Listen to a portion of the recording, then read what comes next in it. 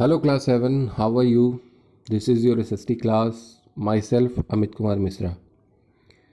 बच्चों हम लोग chapter number 2 Kings and the kingdoms of the early medieval period को पढ़ रहे थे। इसमें हम लोगों ने जाना था कि भारत में 7वीं शताब्दी में किस तरह से क्षेत्रीय शक्तियों का विकास हुआ था।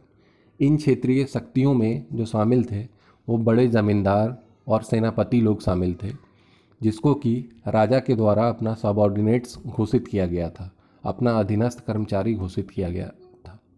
इनको सामंताज भी बोला जाता था। ये क्षेत्रीय शक्तियाँ जिन्होंने अपना साम्राज्य स्थापित किया था उनमें शामिल थे राजपूत, गुर्जर प्रतिहार, पालाज, राजकुटाज, चोलाज, है ना। राजपूत के बारे में हम लोग पढ़ चुके थे, आज हम लोग पालाज के बारे में पढ़ेंगे। पालाज के बारे में यहाँ बताया गया है कि the Palas were an important and powerful dynasty in eastern India. अगर पूर्वी भारत की बात करें तो पालाज एक मुख्य, महत्वपूर्ण और बहुत ही ताकतवर साम्राज्य के रूप में थे। द पाला kingdom was established by Gopala.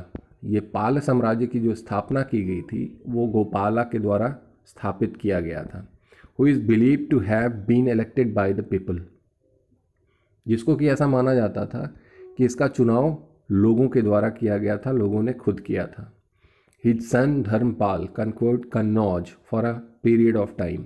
उसका पुत्र जिसका नाम धर्मपाल था उसने कन्नौज को कुछ समय के लिए जीता था। The Pala kingdom spread across the entire regions of present day Bihar and Bengal. जो पाल साम्राज्य था वो फैला हुआ था आज के समय में जो बिहार और बंगाल का जो क्षेत्र है उस पूरे क्षेत्र में ये पाल साम्राज्य फैला हुआ था। देवपाल जो कि ग्रैंडसन था, है ना, किसका? गोपाल का। Devapala grandson Gopal expanded the boundaries of the kingdom to include Assam, Orissa and some parts of Nepal.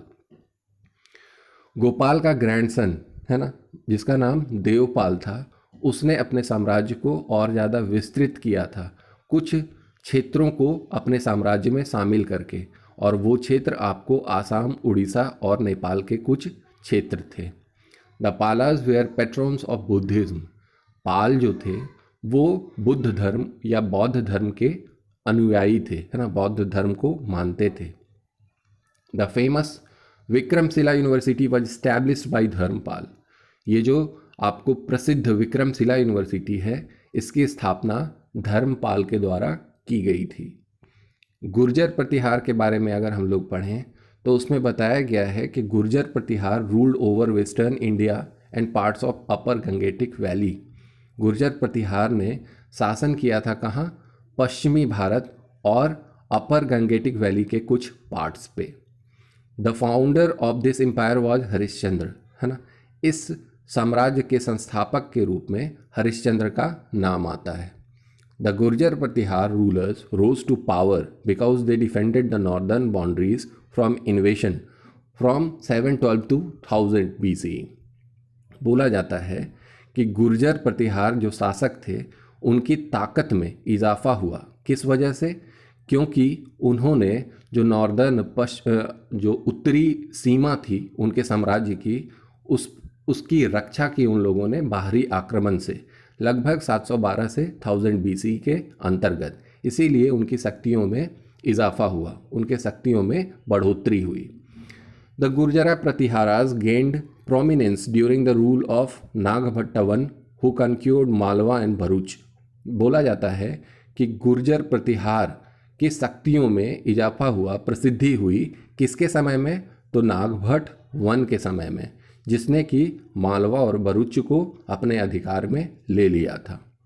Mihir भोज 836 से 890 BC के अंतर्गत was the most famous of the Gurjara Pratihara ruler. बोला जाता है मिहिर भोज के बारे में कि मिहिर भोज गुर्जर प्रतिहार रूलर्स में बहुत ज़्यादा प्रसिद्ध हुए थे, है ना, लगभग 836 से 890 BC के अंतर्गत।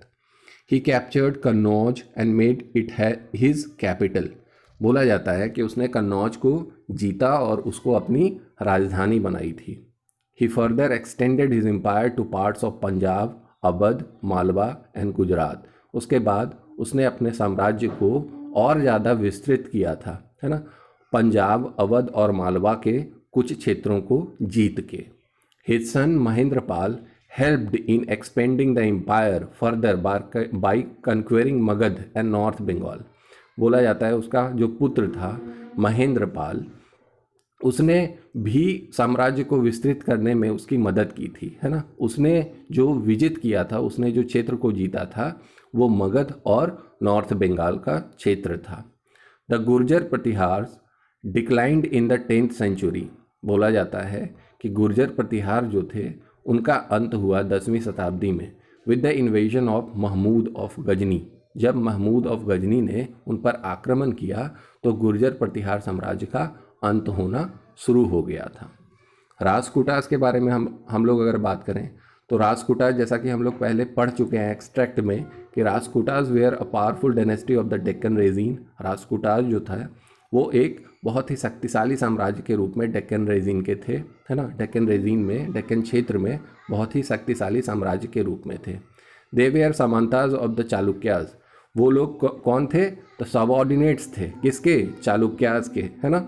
जिसमें कि दंती दुर्ग के बारे में हम लोगों ने पढ़ा था, है ना। As the Chalukyan kingdom declined, जैसे ही चालुक्य किंगडम का, चालुक्य साम्राज्य का अंत हुआ, दंती दुर्ग जो था, the founder of the Rashtrakuta kingdom, Rashtrakuta जो साम्राज्य था उसका वो संस्थापक के रूप में था। Declared his independence after overthrowing he Chalukyan overlord, है ना। अपनी स्वतंत्रता की उसने घोषणा कर दी थी, है ना। और अपने आप को क्या किया था? अपने आप को राजा घोषित कर दिया था डेक्कन रेजिन पे, है ना। जब चालुक्य जिसका कि वो सबऑर्डिनेट था, उसी को उसने गद्दी से उठा के और हटा दिया था, फेंक दिया था, और अपने आप को डेक्कन का राजा घोषित कर दिया था। अब देखिए इसके बारे में और भी चीज़ें बताई गई हैं। तो राजकुटास को और ट्रिपटाइट स्ट्रगल, है ना, जो त्रिपक्षीय संघर्ष हुआ था, है ना, इसके बारे में हम लोग कल डिस्कस करेंगे। आज इतना ही। Thank you.